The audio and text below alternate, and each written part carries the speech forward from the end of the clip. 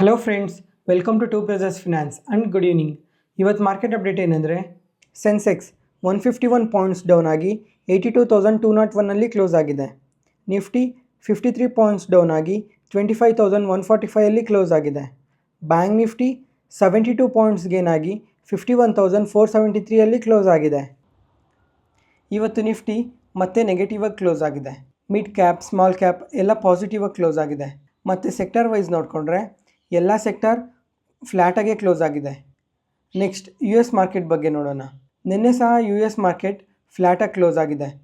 ಯಾಕಂದರೆ US job opening data ವೀಕಾಗಿ ಬಂದಿದೆ ಅದಕ್ಕೆ. ಆದರೆ ಆ ಇಂಪ್ಯಾಕ್ಟ್ ನಮ್ಮ ಇಂಡಿಯನ್ ಮಾರ್ಕೆಟ್ ಮೇಲೆ ಇರಲಿಲ್ಲ. ಮತ್ತೆ ನಿನ್ನೆ ಹೇಳ್ದಂಗೆ ಇವತ್ತು ಸಾಯಂಕಾಲ initial jobless claim data update ಆಗುತ್ತೆ. ಇನಿಷಿಯಲ್ ಜಾಬ್ಲೆಸ್ ಕ್ಲೈಮ್ ಡೇಟಾ ಅಂದರೆ ಇವಾಗ ಎಂಪ್ಲಾಯೀಸ್ ಅವ್ರ ಜಾಬ್ ಕಳ್ಕೊಂಡು ಗೌರ್ಮೆಂಟ್ ಹತ್ರ ಏನಾದರೂ ಫಿನಾನ್ಷಿಯಲಾಗಿ ಸಪೋರ್ಟ್ ಕೇಳೋದನ್ನು ಇನಿಷಿಯಲ್ ಜಾಬ್ಲೆಸ್ ಕ್ಲೈಮ್ ಡೇಟಾ ಅಂತಾರೆ. ಈ ಡೇಟಾ ಎಂದೇ ಆಗಲಿ ಕಮ್ಮಿ ಬರಬೇಕು. ಕಮ್ಮಿ ಬಂದರೆ ಎಕಾನಮಿಗೆ, ಮಾರ್ಕೆಟ್ಗೆ ಎಲ್ಲದಕ್ಕೂ ಒಳ್ಳೆಯದಾಗುತ್ತೆ. ಈ ಡೇಟಾ ಈಗ ಎಕ್ಸ್ಪೆಕ್ಟೆಡ್ ಬಂದು 235K ಬರುತ್ತೆ ಅಂತ. ಆದರೆ ಈ ಡೇಟಾ ನಮ್ಮ ಮಾರ್ಕೆಟ್ಗೆ ಏನು ಎಫೆಕ್ಟ್ ಇರಲ್ಲ. ಯಾವಾಗ ಅಂದರೆ ಎಕ್ಸ್ಪೆಕ್ಟೆಡ್ ಬಂದು 235K ಬರುತ್ತೆ ಅಂತ, ಅಥವಾ 236, 237 ಈ ಥರ ಬಂದರೆ ನಮ್ಮ ಮಾರ್ಕೆಟ್ಗೆ ಎಫೆಕ್ಟ್ ಇರಲ್ಲ. ಯಾವಾಗ ಎಫೆಕ್ಟ್ ಇರುತ್ತೆ ಅಂದರೆ ಈ ಡೇಟಾ 240K ಬರೋದು, 245K ಬರೋದು, ಈ ಥರ ಡೇಟಾ ಏನಾದರೂ ಬಂದರೆ ನಮ್ಮ ಮಾರ್ಕೆಟ್ಗೆ ತುಂಬ ಎಫೆಕ್ಟ್ ಆಗುತ್ತೆ. ಜೊತೆಗೆ US ಮಾರ್ಕೆಟ್ಗೂ ತುಂಬ ಎಫೆಕ್ಟ್ ಆಗುತ್ತೆ. ಓವರಾಲ್ ಯಾವಾಗ ಪಾಸಿಟಿವ್ ಆಗುತ್ತೆ ಅಂದರೆ ಈ ಡೇಟಾ 234K, 233K ಅಥವಾ 230K ಈ ಥರ ಏನಾದರೂ ಈ ಡೇಟಾ ಬಂದರೆ US ಮಾರ್ಕೆಟ್ಗೂ ಪಾಸಿಟಿವ್ ಆಗುತ್ತೆ, ನಮ್ಮ ಇಂಡಿಯನ್ ಮಾರ್ಕೆಟ್ಗೂ ಪಾಸಿಟಿವ್ ಆಗುತ್ತೆ. ಈ ಡೇಟಾನ ಪ್ರತಿಯೊಬ್ಬರು ಚೆಕ್ ಮಾಡಿ. ಇವತ್ತು ನೈಟ್ ಅಪ್ಡೇಟ್ ಆಗುತ್ತೆ. ಮಾರ್ಕೆಟ್ ನ್ಯೂಸ್ ಅಪ್ಲೋಡ್ ಮಾಡೋದಕ್ಕೂ ಮುಂಚೆನೇ ಈ ಡೇಟಾ ಬಂದಿದ್ರೆ ವಿಡಿಯೋಲ್ಲೇ ಅಪ್ಲೋಡ್ ಮಾಡ್ತಿದ್ದೆ. ಈ ಡೇಟಾ ಇನ್ನೂ ಅಪ್ಲೋಡ್ ಆಗಿರಲಿಲ್ಲ, ಅದಕ್ಕೆ ನಾಳೆ ವಿಡಿಯೋಲ್ಲಿ ಅಪ್ಡೇಟ್ ಮಾಡ್ತೀನಿ. ನಾನ್ ಪೇರೋಲ್ ಡೇಟಾ ಅಪ್ಡೇಟ್ ಆಗುತ್ತೆ.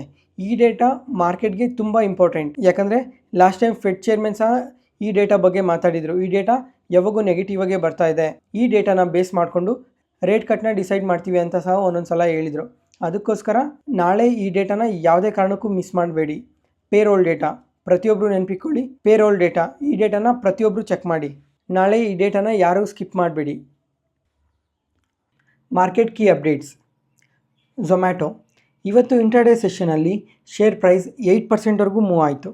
ಯಾಕಂದರೆ ಝೊಮ್ಯಾಟೊ ನೆನಪಿದೆಯಾ, ಈ Q1 ರಿಸಲ್ಟ್ ಅಪ್ಡೇಟ್ ಆಗೋದಕ್ಕೂ ಮುಂಚೆ ಯಾವ ಪ್ರೈಸಲ್ಲಿತ್ತು ಅಂತ?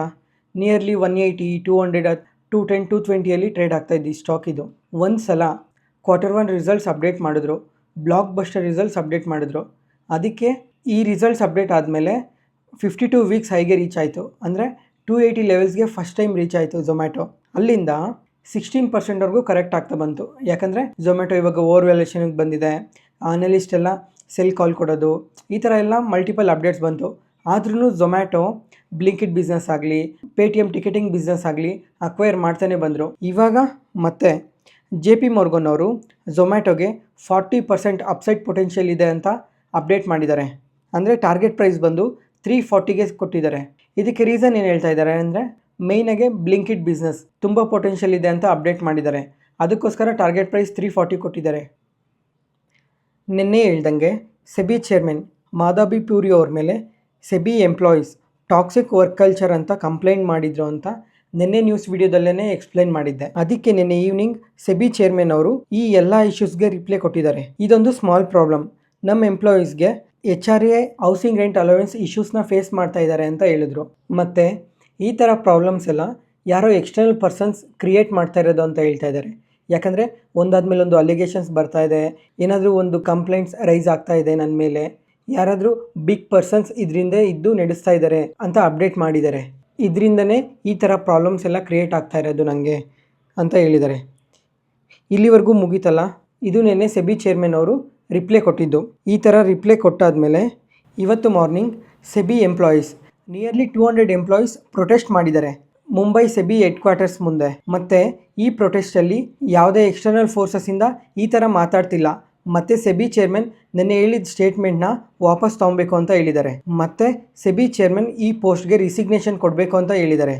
ನೋಡಬೇಕು ಇನ್ನೂ ಏನೇನು ಅಪ್ಡೇಟ್ ಬರುತ್ತೆ ಅಂತ.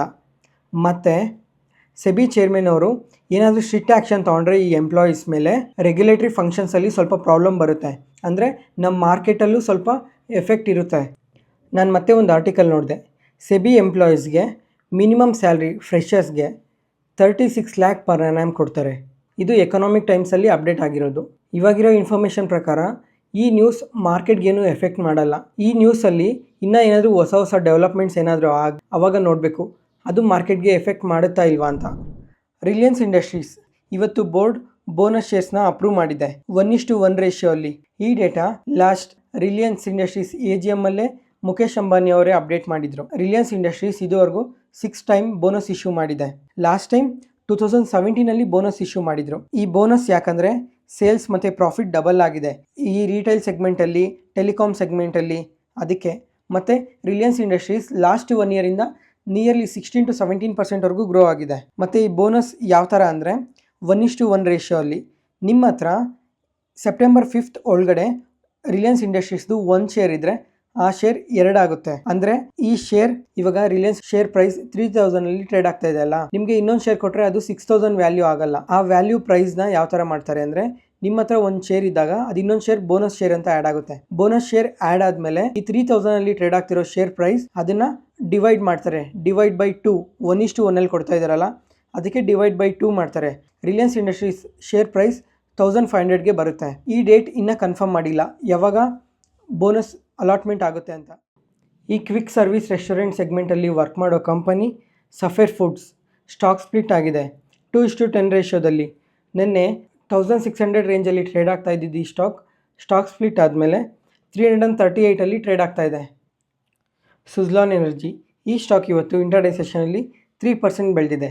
ಯಾಕಂದರೆ ಇವ್ರ ಹತ್ರ ಇದ್ದಿದ್ದೊಂದು ಪ್ರಾಪರ್ಟಿನ ಸೇಲ್ ಮಾಡಿದ್ದಾರೆ 440 crores.